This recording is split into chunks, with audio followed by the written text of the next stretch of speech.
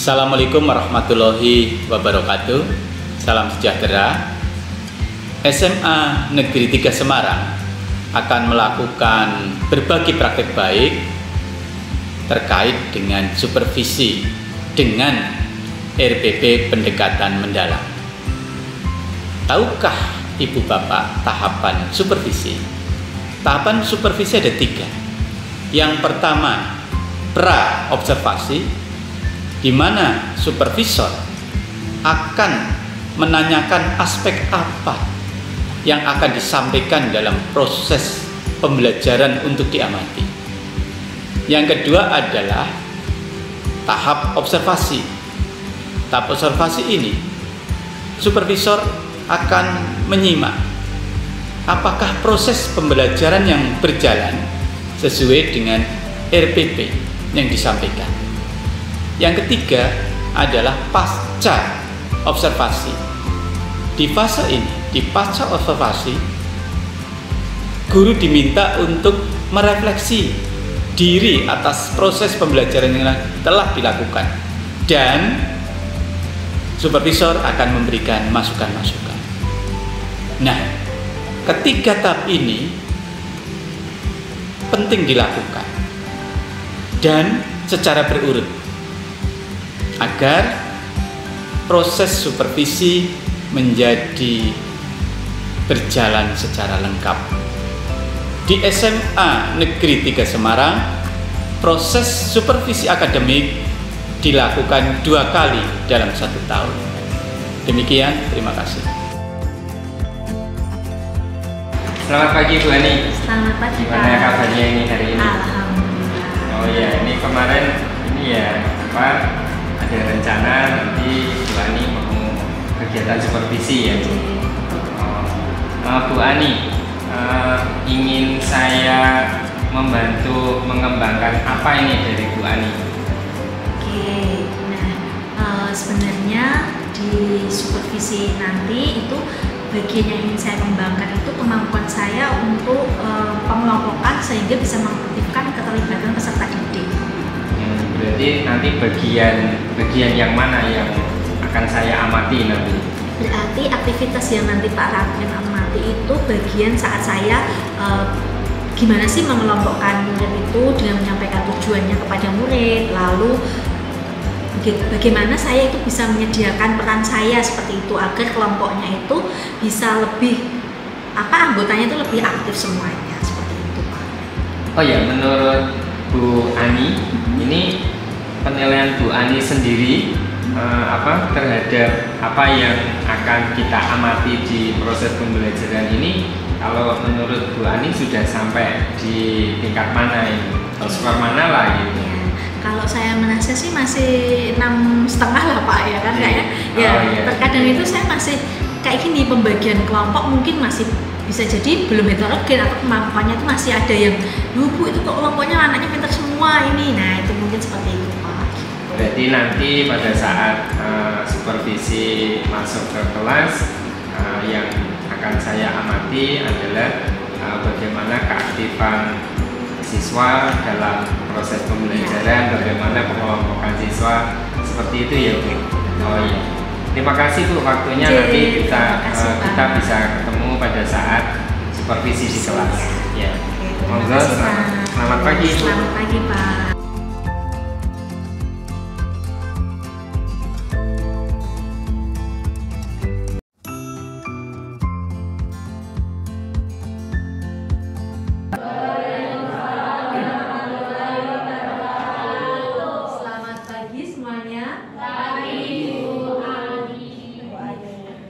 Oke, nah ini pada pagi hari ini kita mau membahas materi tentang box plot.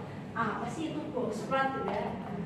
Ya kurang lebih tampilannya seperti ini gitu ya. Ada yang tampilannya ke atas, ada yang tampilannya ke bawah gitu kan. Lanjut aja. Nah, ini sebelum kita memulai nih, ada yang nggak masuk hari ini? Banyak. Siapa aja yang Sofia. Jadi 4 ya. Oke. Nah ini sebelum kita mulai kegiatan pada pagi hari ini, coba kita peduli dulu dengan lingkungan. Adakah sampah yang ada di bawah kalian? Ya, ada sampah. Nah, kalau ada sampah yang ada di bawahnya dibuang dulu, gitu kan? Ini salah satu bentuk dari ini kan cinta pada lingkungan, gitu kan? Nah ini belajar kalau lingkungannya tidak bersih kan juga nggak menyenangkan. Nah itu silakan sampahnya dibuang pakai tangan atau cahaya. Ini kok piket kan ya semua kalau lihat bawahnya ada sampah.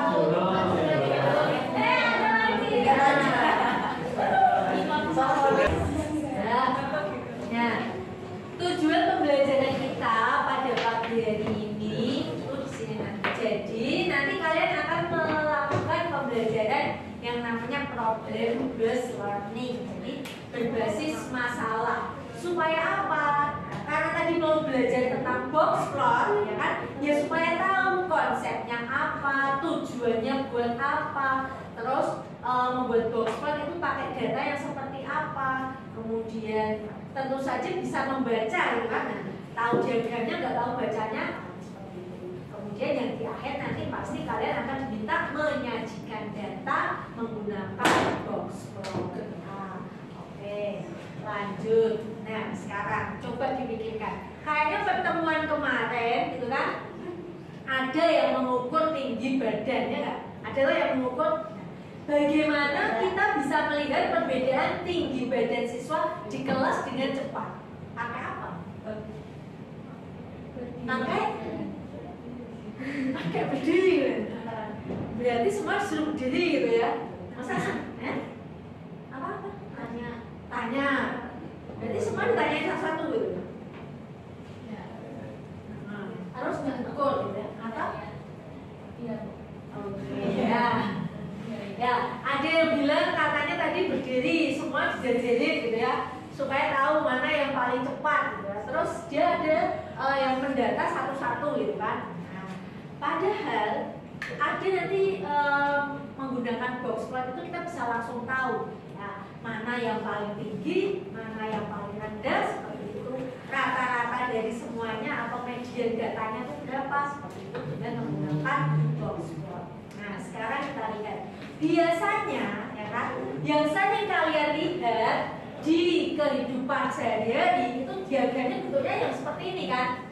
Ya. Bentuk batang, lalu bentuk diagram garis, lalu bentuk diagram lingkaran, benar kan? Nah, kalau diagram lingkaran biasanya yang dipakai apa? Ini angka-angka yang di sini tuh apa sih? Persentasenya, ya kan? Berarti ibarat ini contohnya ini tentang apa ini? Hasil sensus penduduk 2020. Ini Gen Z.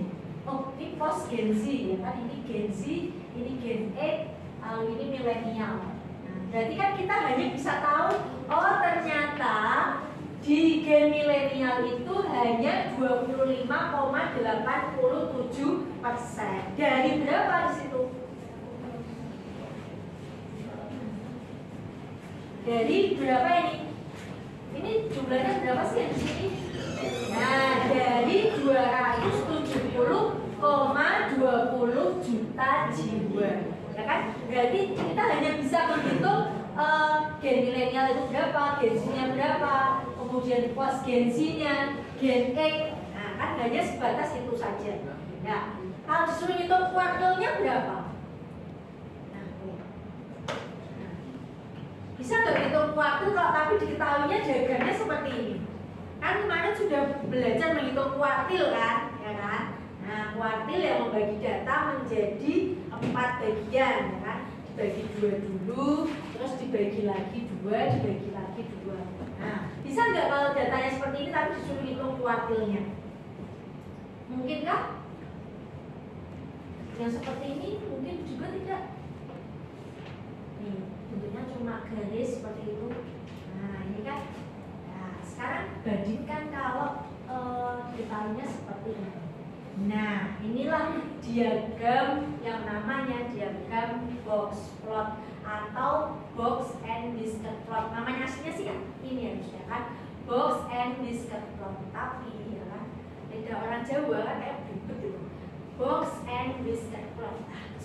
Nah, maka dia disingkat dengan box plot atau dikenal dengan yang namanya lingkasan 5 bilangan. Jadi cara bodoh mengingatnya itu, cara gampang ingatnya itu ini. Diagram box plot itu hanya berisi angka-angka yang ada di sini nih. Minimum, kuartil 1, median, ya kan, median atau kuartil kedua, kemudian ada kuartil ketiga dan maksimum. Seperti itu. Nah, ini tampilannya kurang lebih seperti ini. Ini nilai minimumnya, nilai maksimumnya. Ini kuartil 1, terus di sini ada kuartil kedua, kemudian ini kuartil ketiga. Nah, ini dalam bahasa Indonesia seperti ini. Nah, kenapa disebut whisker ya? Ini pas box, ini boxnya. Whiskernya itu tuh garis penghubungnya itu. Nah, ini kan. Jadi kuncinya asal tahu nilai Q1, Q2, Q3 dan apa namanya nilai minimum dan maksimum data, maka kita bisa menentukan yang namanya diagram box plot seperti itu. Sudah.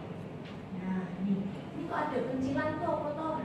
Cicilan apa piye gitu ya. Nah, pencilan itu tuh data yang nyeleneh sendiri. Mungkin ibaratnya ini ada kelas yang anaknya terlalu pintar banget gitu ya. Nah, yang lain ulangan maksimal cuma dapat 70. Nah, itu anak itu bisa dapat 110 nih. 100 sendiri gitu ya. Oh, yang lain aja mentok ya kan. Jaraknya itu terlalu jauh. Nah, kan? Jaraknya itu menyimpangnya terlalu jauh. Lalu di sini ada IQF, interquartile range.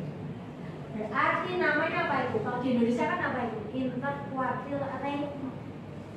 Range itu apa range? Jarak atau jangkauan. Nah, jangkauan interquartile seperti itu. Jadi ibarat semakin besar jangkauannya, itu kan berarti datanya itu semakin jelek aslinya kan. Nah, terlalu rentangnya terlalu jauh. Jadi data yang bagus itu ya jaraknya atau rentangnya ya jangan terlalu jauh. Jadi ibarat nggak ada kesenjangan gitu kan. Nah, itu seperti itu.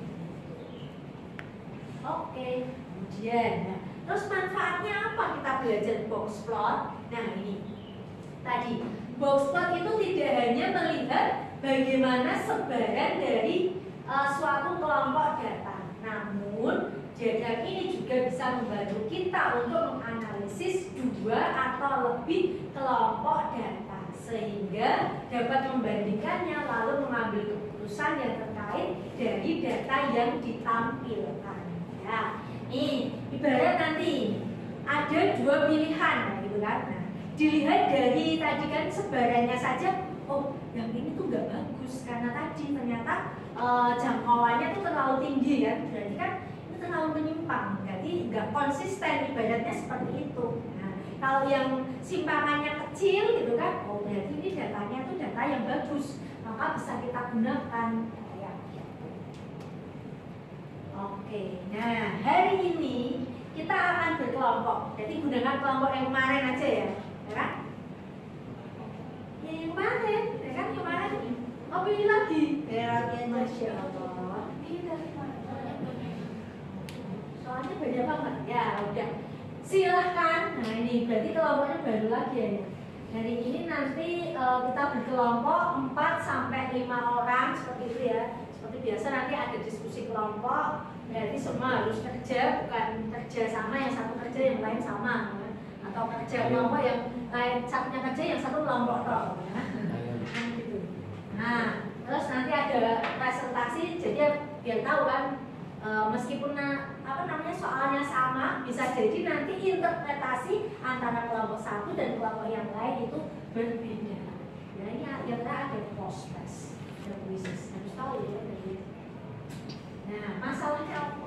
Kok bisa matematika bisa muncul-munculnya kayak gitu ya? Ya, nah ini salah satu apa namanya orientasi kalian nanti kan itu kan PTN gitu ya. Artinya kita menghadapi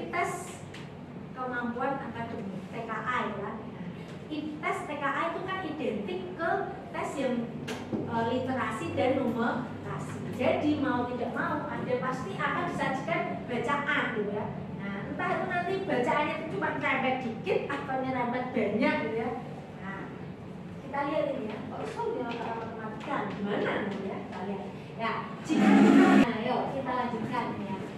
Jika kita menggunakan bola lampu 60 watt selama 1 jam, artinya lampu tersebut akan membutuhkan listrik sebesar 0,06 kWh. Nah, bila digunakan selama 1000 jam, maka akan membutuhkan 60 kWh listrik. Bila bola lampu 60 watt itu nyala selama 8 jam per hari, bayangkan per hari masih dikali selama 1 bulan, energi yang digunakan adalah sekian. Nah, itu lampunya nggak pakai yang lampu LED ya. Kan ini kan sekarang ada yang lampu hemat ini kan, ya hemat ya. Terus, nah ini ada pesan yang besar di samping. Jadi mari menghemat listrik dengan cara matikan lampu saat tidak digunakan. Ya ibarat ya nanti ini ibarat kayak di kelas kan. Kalau nggak ada orangnya ya kelasnya silakan lampunya dimatikan. Saat olahraga matikanlah lampu itu. Lanjut. Nah, terus jumlah penduduk dunia itu akan terus bertambah. Artinya semakin banyak orang yang akan membutuhkan energi, gitu kan? Nah, ditambah isu lingkungan dan dunia yang lebih bersih, maka banyak negara terus mencoba mengganti penggunaan energi yang berasal dari fosil atau batu bara dengan energi terbarukan yang lebih bersih. Antara lain energi dari panel surya dan energi dari turbin angin. SMA 3 kebetulan kita juga memanfaatkan ini kan, energi panel surya untuk yang gedung yang di tengah gitu kan, yang ada di perpustakaan gitu kan, ya yang ada di aula itu kan menggunakan energi panel surya. Karena mau pakai turbin di sini mana dekat laut aja enggak ya? Oke, lanjut. Nah, ternyata matematikanya ada di sini gitu ya. Nah, ya kadang soal itu memang sedikit maksa gitu ya. Tapi ibarat kenapa ada literasi ya ini supaya kalian mau membaca seperti itu. Meskipun matematikanya itu ada di akhir. Nah, ada 2 kota itu A dan B sedang menguji sumber energi terbarukan mereka. Kota A mengandalkan panel surya, sedangkan kota B menggunakan turbin angin. Nah, selama 10 hari mereka mencatat jumlah energi dalam kilowatt hours atau kalian yang mereka hasilkan. Ternyata kota A itu menghasilkan sekian ini, kota B menghasilkan ini. Nah, berdasarkan diagram box and whisker dari kedua dataset tersebut, kota mana yang memiliki produksi energi yang lebih konsisten? Jelaskan alasannya.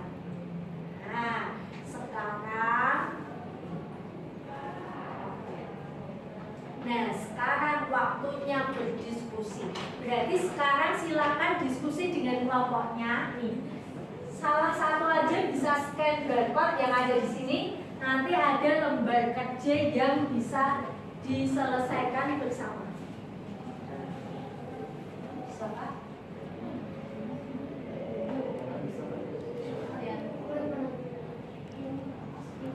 Nah, ya. Nah, itu ada LKPD. Nah, misalkan kok bisa mencari sumber belajar yang lain. Gimana sih menghitung ini? Nah, kuartilnya tadi kalau datanya tunggal, ini kelompoknya mana kelompoknya? Besok kamu cerita sana sini, sini ngumpul aja. Oh, kan bedain deh. Oh, Ya gak apa-apa sama cowok, emang cowok.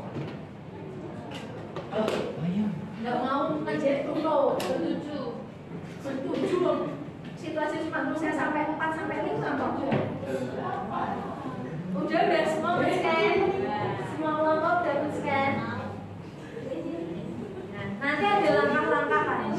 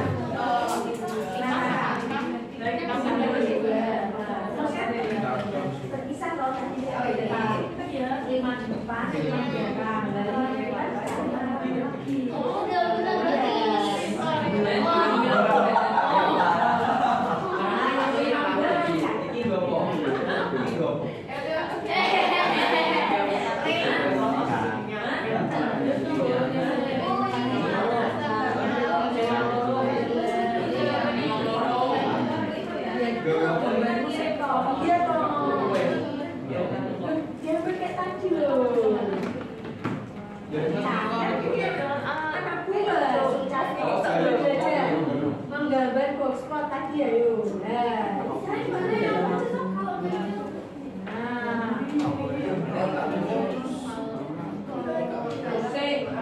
Kalau ganjil ya pas loh, katanya apa? Iya.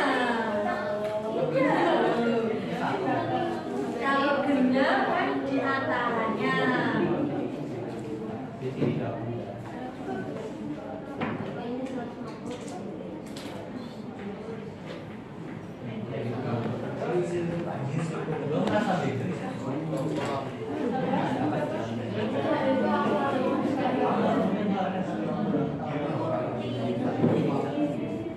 Dihitung dulu, kan diurutin dulu.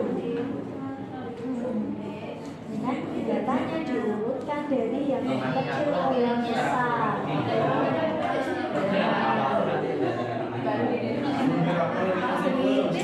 Dicari medianya dulu kan, kalau tengahnya. Ya, I2 kan. I2 dulu. Bentar. Nah, saya cari medianya dulu dong, tengah-tengahnya. Nah, namanya cari tengah-tengah lagi.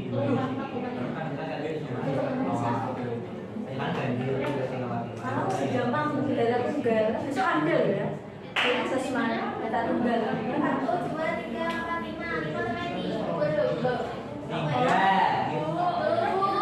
5 tengahnya berapa? Oh iya. Datanya berapa?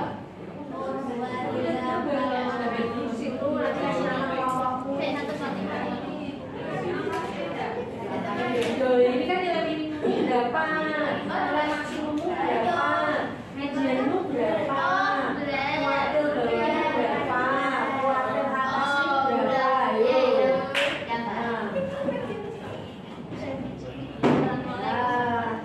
Itu kan dia pakai skalanya 5-5. Misalkan nggak pakai skala 5-5 kan juga apa kan?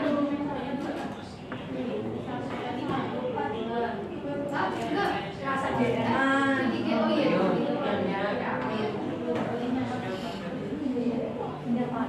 Yung. Oh, iya.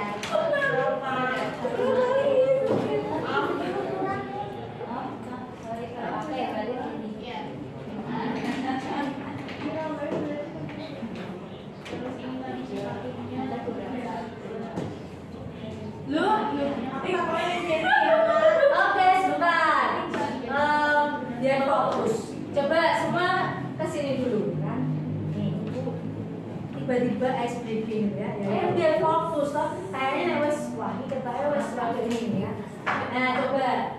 Kalau nanti Bu Ari nyebut bilangan genap, pasti bilang he ya. Tapi kalau bilangan ganjil dan tepuk 2 kali. Ingat, kalau genap teriak sekencang-kencang pula aku bilang. Tapi kalau bilangan ganjil tepuk 2 kali. Coba cek konsentrasi ya kan. Ayo genap teriak, ganjil tepuk 2 kali. Yuk.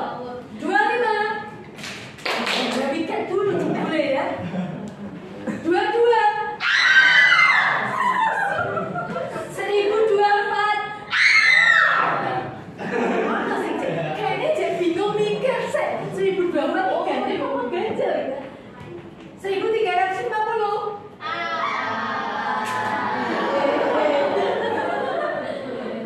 Oke, sudah kembali ke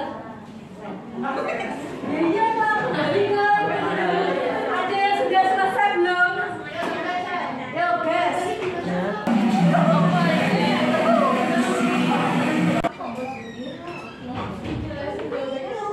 Iya. Foto baik gitu. Assalamualaikum warahmatullahi wabarakatuh. Waalaikumsalam warahmatullahi wabarakatuh. Jadi kami dari kelompok 2, saya Ibli, saya Rizal, saya Nana, saya Nana, Saya Alan. akan mempresentasikan hasil dari diskusi kami tentang LKPD Box Plot. Jadi berdasarkan kasus yang sudah dituliskan, dan mana sih? Ditemukan oleh dari data turbin angin itu data minimumnya adalah 140, lalu data kuartil satunya adalah 140 juga, data kuartil 2-nya adalah 144,5 dan data kuartil 3 adalah 147, yang terakhir data maksimumnya adalah 150. Setelah itu range data turbin angin adalah 10, lalu IQR-nya adalah 5. Tampilannya ya box plotnya.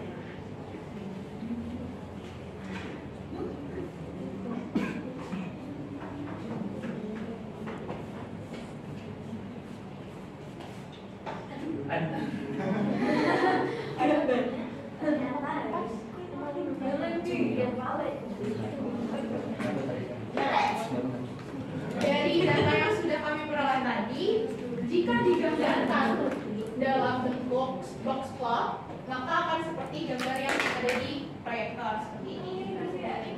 Ya. Nah, itu yang gambar yang dipegang itu ya, wes. Lanjut, balik ke Lalu sini. setelahnya, Nah, di pengembangan dan penyajian hasil terdapat beberapa pertanyaan, yaitu pertama, secara umum energi yang dihasilkan oleh tenaga surya itu lebih besar dari energi yang dihasilkan oleh turbin angin. Lalu setelahnya, box plot turbin angin memiliki IQR dan range yang lebih kecil daripada energi surya. Itu artinya energi angin lebih konsisten dibandingkan dengan energi surya. Lalu 50% data energi turbin yang dihasilkan terletak di antara 142 kWh sampai 147 kWh. Lalu 50% data energi tenaga surya yang dihasilkan terletak di antara 158 kWh sampai 165 kWh. Selanjutnya, energi terbesar yang dihasilkan oleh turbin angin adalah 150 kWh. Ini sama dengan besar energi terkecil yang dihasilkan oleh panel surya. Batas atas energi surya sama dengan 165 ditambah 1,5 dikalikan dengan 7 yang hasilnya 175,5. Dan batas bawah energi surya adalah 158 dikurangi 1,5 dikalikan 7 yang hasilnya 147,5. 7 tadi apa? 7 tadi.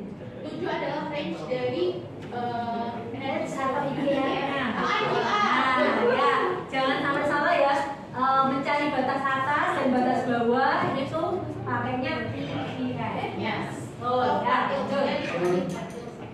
Ya. Nah, itu artinya tidak ada penyicilan pada kumpulan data energi panel surya. Lalu batas atas turbin angin adalah 147 ditambah 1,5 dikalikan dengan 5 yang hasilnya 154,5. Dan batas bawah turbin angin adalah 142 dikurangi 1,5 dikalikan 5 yang hasilnya 134,5. Itu artinya tidak ada penyicilan pada kumpulan data energi turbin angin. Ya, dibuat semuanya. Kalau mencari batas atas pakainya I berapa? Batas atas Itu I 3. Oh, kalau batas bawah yes, batas bawahnya itu pakainya Q1. Oh, ya, betul. Simpulannya berarti apa ya untuk kelompok ini? Kesimpulannya, berdasarkan data beserta preferensi kami memilih energi angin karena stabilitas dan tidak adanya fluktuasi yang lebih kecil daripada energi surya. Oke, beri aplaus buat kelompok 2. Terima kasih. Oke, mungkin cukup sekian yang dapat kami sampaikan. Kurang lebihnya mohon maaf. Wassalamualaikum warahmatullahi wabarakatuh. Waalaikumsalam. Terima kasih. Oke. Nah, selanjutnya silakan mengisi refleksi ini ya. Refleksi post-test kelar. Nah, buka menti.com, gunakan kode itu.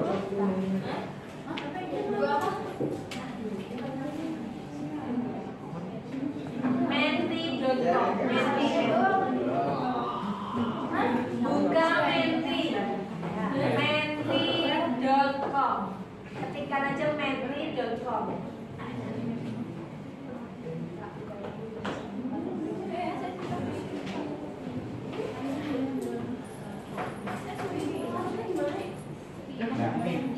Jangan lupa yang lain tadi. Tadi tuh semua daun itu kita bagi yang bisa nggak? Oh kodenya.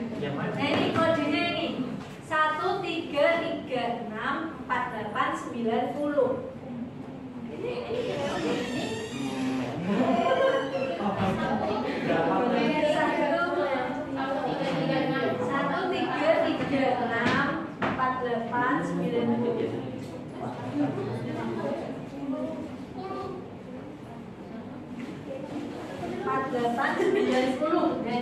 Ini kodenya nih 133648910.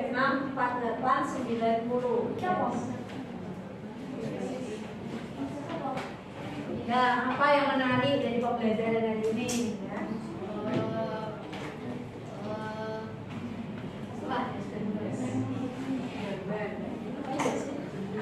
Nggak pakai lipstick kok yang menarik.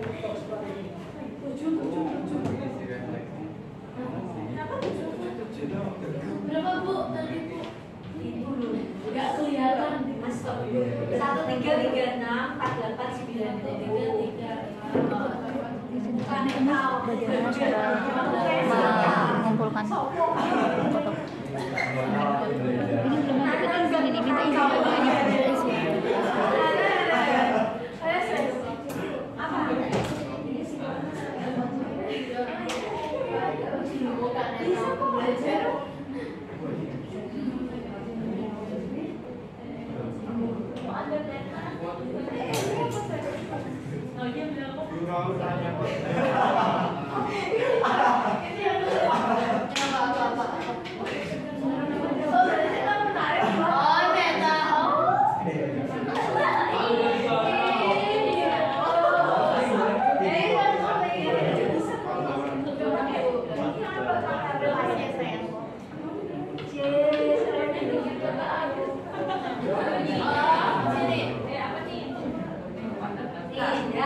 Lanjut. Pertanyaan berikutnya. Tulis satu kata buat Bali hari ini. Ini Bali pakai hari di kawan. Ini Pak 3 Bu. Apa yang 3?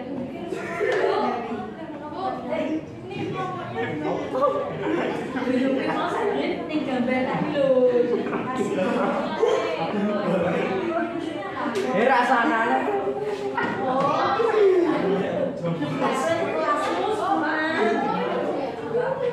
Ada yang ngasih lo, ada yang ngasih itu.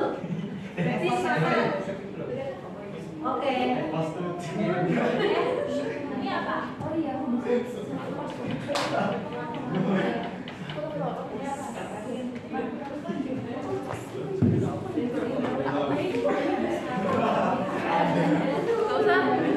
Ya lanjut.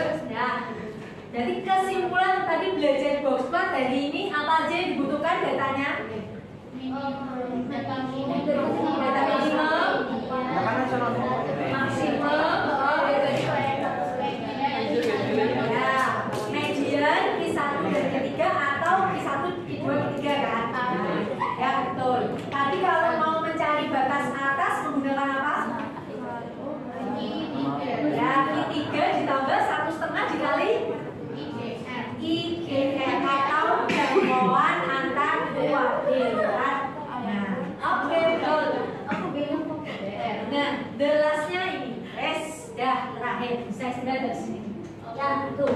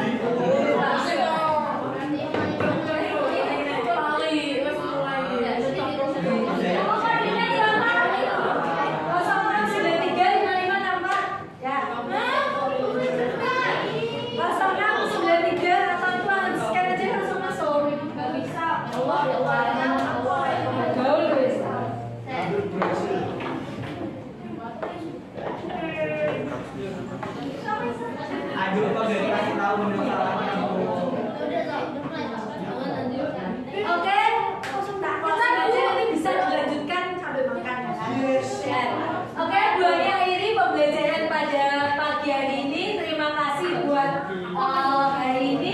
Bu Ani akhiri ya. Assalamualaikum warahmatullahi wabarakatuh.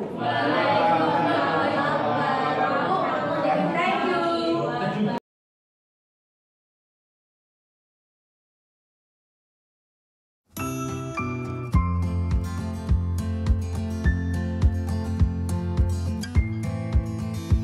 Selamat ya Bu Ani. Bagaimana tadi perasaannya waktu mengajar di kelas tadi? Ya, alhamdulillah tetap ada ini Pak, tetap deg-degan gitu ya, meskipun udah biasa ngajar tapi kayaknya rasanya tuh ditungguin kayak gitu. Menurut Bu Ani, bagaimana performa Bu Ani tadi pada saat proses pembelajaran tadi? Oke, kalau saya menilai diri saya sendiri sih saya bisa berani kasih rating ya 8,5 Pak, seperti itu. Karena saya merasa apa yang saya fokuskan kan saya pengennya itu di keaktifan siswa seperti itu, dan saya lihat anak-anaknya sudah antusias aktif seperti itu. Oh iya, sangat anak-anak sangat bersemangat sekali. Iya, betul. Boleh tidak Bu Ani, saya memberikan dari pengamatan saya selama saya mengamati Bu Ani dalam proses pembelajaran tadi. Oke, boleh Pak, boleh Pak. Iya, kalau saya mengamati tadi memang anak-anak itu sudah sangat aktif sekali dalam proses pembelajaran gitu ya. Terus kemudian peran mereka juga sudah sangat terlihat di situ. Namun ada beberapa hal sebenarnya yang masih bisa dikembangkan lagi, ditingkatkan lagi. Misalnya ini Bu Ani, di waktu pembuatan kelompok itu kan tadi masih besar ya. Jadi mungkin ini nanti untuk pengembangan bisa lebih diperkecil lagi kelompoknya, sehingga peran dan keaktifan siswa itu semakin terlihat nantinya. Kalau menurut Bu Ani yang saya sampaikan ini bagaimana Bu Ani? Iya, saya setuju sih Pak, karena kan ibarat ya kan tadi kelompoknya itu masih 5 orang, mungkin ada yang ibaratnya dia masih kayak yang satu kerja, nah ada 1 orang atau 2 orang yang mungkin dia cuma ngikut aja Pak. Nah, saya setuju sih Pak, jadi mungkin biar ada pembagian tugas lebih jelas seperti itu kan Pak. Itu Pak, aku tadi mintanya kalau ibarat 3 orang lah, 3 orang seperti itu kan nanti kayaknya pembagiannya lebih cocok. Saya setuju sih Pak, terima kasih masukannya Pak. Iya, terus dari diskusi ini Bu Ani, setelah tadi ada pengamatan di kelas begitu, Bu Ani ada rencana tindak lanjut apa ini untuk pengembangan kurikulumnya? Oke, nah ini tadi karena dari masukan Pak Admin, ya, tadi terkait itu apa tadi pembagian kelompok ke kelompok yang lebih kecil supaya peran anak itu lebih terlihat jelas seperti itu. Saya sepakat. Terima kasih masukannya ya Pak. Kira-kira Bu Ani untuk pengembangan lebih lanjut ini mau dilaksanakan kapan? Berarti ya mungkin 3 minggu ke depan kali Pak. Nah, mungkin saya bisa nyiapin prepare materinya untuk materi yang lain seperti itu. Ya, ada persiapan dulu biar nanti bisa lebih bagus lagi, efektif lagi gitu ya. Kira-kira Bu Ani butuh dukungan siapa saja ini? Tentunya saya butuh dukungan rekan sejawat, karena biar nggak usah jauh-jauh, yang penting milih rekan sejawat aja, mungkin bisa berdiskusi ya, salah satu dengan Pak Radmin, gimana sih mungkin bisa kasih masukan atau mungkin memberikan variasi di model pembelajarannya atau mungkin yang lain. Oh iya, saya kira ini diskusi kita sudah cukup ya Bu Ani. Untuk tindak lanjut berikutnya nanti kita lihat lagi untuk refleksi diri lagi. Saya kira itu, terima kasih Bu Ani untuk waktunya. Selamat siang. Selamat siang.